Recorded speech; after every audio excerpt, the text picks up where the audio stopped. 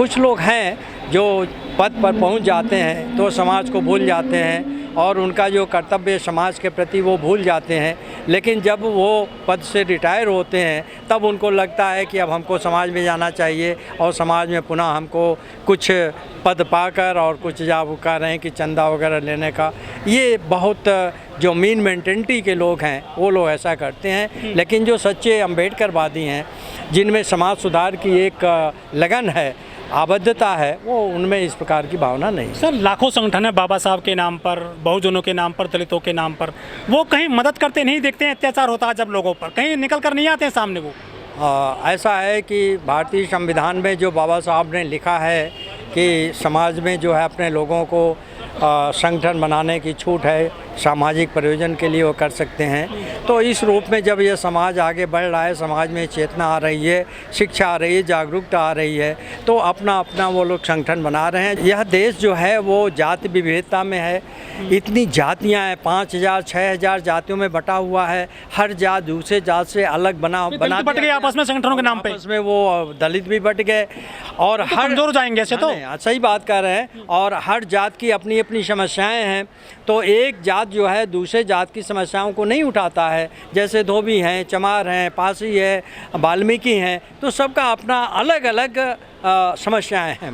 तो कमजोर जाएंगे ना से। तो नहीं, वो सही आप कह रहे हैं। तो ये जितने भी लोग हैं, जितनी भी जातियां हैं, वो अपना अपना संगठन बना के अपने अपने अधिकारों को मांग करती हैं।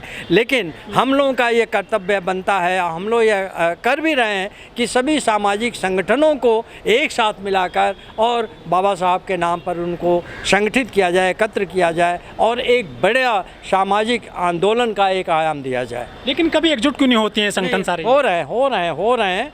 ये कुछ यहाँ की जो राजनीतिक व्यवस्था है, उस राजनीतिक व्यवस्था के अंतर्गत आप ये देख रहे हैं कि इस समय जो है इस सरकार में कितना भय है, कितना जो है वो डर है कि अगर कोई भी समाज में अपना मुंह खोलता है, कुछ बात करता है या सत्ता का अगर विरोध करता है या उसकी कुछ नीतियों का विरोध करता है तो उसके पीछे ईडी लगा दी जाती है, वो इनकम टैक्स का छापा डलवा दिया जाता है। ये बहुत बड़ा डर है जिससे सब लोग, देश के सभी लोग जो है भयांकित है, आतंकित हैं। लोग अपना मुंह नहीं खोल रहे हैं कि कल क्या हो जाए। दलितों को जिस प्रकार से परेशान किया जा रहा है, जिससे उन पर अन्याय हो रहा है, ये बहुत बड़ी बात है। और इसके लिए जो है सरकार, कोई चाहे वो केंद्र की सरकार है, चाहे किसी भी राज्य की सरकार है, कोई नहीं कर रही है।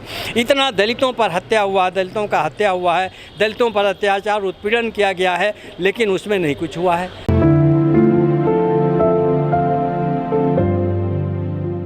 Professor Ram Naresh Chaudhary, former head and dean of the law faculty, Gorakhpur university.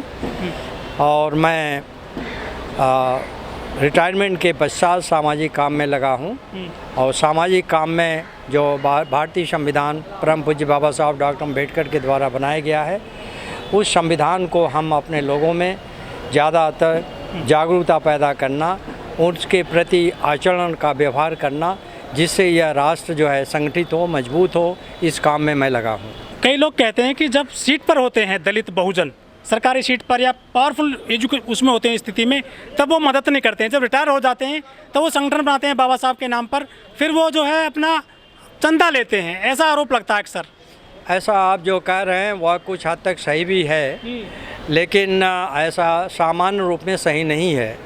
जो भी बाबा साहब के अनुयायी है और जो अम्बेडकरवादी हैं, वो हमेशा ही वो संविधान की बात करते हैं। संविधान में जो समता है, न्याय, बंधुता है, उसकी बात करते हैं। समाज में उसको फैलाने, उसको विस्तार करने की बात करते हैं। कुछ इसमें ईवीएम का जो खेल चला है कुछ दो तीन इलेक्शन में, उस ईवीएम से ये लगा है कि इसमें धांधली की जा रही है और ईवीएम के द्वारा जो है लोकतंत्र का साबित तो नहीं हुआ सर। ईवीएम को आप आरोप लगा रहे हैं। ईवीएम तो पार्लियामेंट में साबित हो गया और एक अभी चुनाव आयोग ने जब बुलाया था तो साबित नहीं कर पाए लोग। नहीं, ये ईवीएम साबित हो गया है। देखिए, इतना देश में करप्शन हो रहा है, इतना देश में सब कुछ हो रहा है, लेकिन उस पर कोई इंक्वायरी नहीं हो रही है, उस पर कोई जो है कमीशन नहीं बैठाया जा रहा है, उस पर कोई जांच नहीं हो रही है, तो सब ठीक ठाक चल रहा है।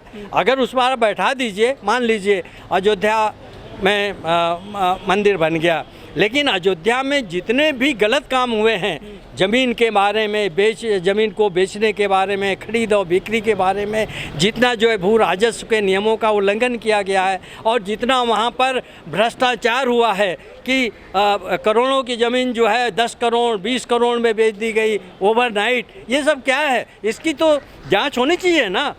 अगर ये जांच नहीं करेंगे तो आप पाक साफ हैं, और जांच करा देंगे तो फंस जाएंगे। आप सर यूपी से आते हैं, वो भी गोरखपुर से, जहाँ से योगी जी आते हैं। गाड़ी पलटा देते हैं योगी जी, बढ़िया सरकार चल रही है उनकी। नहीं, ऐसा है, सरकार तो चल रही है, ठीक है, इसमें कोई बात नहीं है। लखीमपुर में जो मार के उनको फेंक दिया गया, रेप किया गया, बलात्कार किया गया, सरकार ने उनको क्या सहायता दिया? 8 लाख रुपए दिया। और वहीं पर एक जो है और निर्भया का हुआ, चाहे अभी दिल्ली में एक पत्रकार का हुआ, तो उसको कितना सहायता दिया गया सरकार की ओर से? बड़े पैमाने पर उसमें 50 लाख रुपया दिया गया, सरकारी आवास दिया गया, उसके परिवार को 2 नौकरी दी गई। कितना बड़ा भेदभाव इस सरकारी स्तर पर किया जा रहा है। लोग आवाज़ तो उठाते हैं अपने लोगों के लिए, आप तो आवाज़ नहीं उठाते ना। नहीं, आवाज़ तो उठाया जा रहा है। लखीमपुर में कितने संगठन पहुंचे मदद करने के लिए? नहीं, संगठन तो पहुंचा है, बहुत पहुंचा है, संगठन बहुत पहुंचा है, लेकिन संगठन को जाने तो नहीं दिया जा रहा है, ये भी बात है ना। आप देखिए हाथरस, तो बात करते हैं सबका साथ, सबका विकास, सबका विश्वास की। नहीं, आप हाथरस में देख लीजिए, हाथरस में देख लीजिए, लोगों को जाने नहीं दिया गया, वहाँ कर्फ्यू लग गया, कोई जा नहीं सकता था, तो कैसे वहाँ पर अपनी बात कहेगी? और एक पत्रकार ने निर्भय रूप में अपनी बात को रखा, तो 2 साल जो है उसको जेल में रखा गया, और सुप्रीम कोर्ट ने उस पर अपनी बात कह दी, अभिमत दिया कि क्या न्याय मांगना जो है कोई अपराध है देश में? उसके पक्ष में कहा ना, पत्रकार के पक्ष में। तो सरकार को सोचना चाहिए, सरकार को सोचना चाहिए कि हम क्या कर रहे हैं। और चाहे केंद्र की सरकार हो, चाहे राज्य की सरकार हो, मैं तो ये कहूँगा, एक कानून के विद्यार्थी होने की वजह से, कि जितनी फटकार सुप्रीम कोर्ट ने, हाई कोर्ट ने जो है सरकारों को लगाई है, इतना कभी देश की स्वतंत्रता के बाद कभी भी किसी सरकार के अगेंस्ट नहीं लगाया गया था। लेकिन ये सरकार इतनी निर्लज्ज है, इससे कोई फर्क नहीं पड़ता। लेकिन सर जज राज्यसभा भी पहुंच रहे हैं। हाँ, वो राज्यसभा पहुंच रहे हैं तो देश के साथ गद्दारी कर रहे हैं, समाज के साथ गद्दारी कर रहे हैं। गद्दारी है ना ये। आप ये कहते हो कि वो जो वहाँ पर अयोध्या में जो मंदिर रखा गया, मंदिर नहीं, वो जो भगवान की मूर्ति रखी गई, वो गलत काम था, वो अवैधानिक काम था। और जो मस्जिद को तोड़ा गया, वो भी अवैधानिक काम था। आप दोनों काम को कहते हो कि वो अवैधानिक है, इल्लीगल है, लेकिन फिर भी आप कहते हो कि वो मंदिर उनका है। क्यों? क्योंकि आस्था का विषय है। आस्था का विषय तो कानून में कहीं नहीं दिया हुआ है।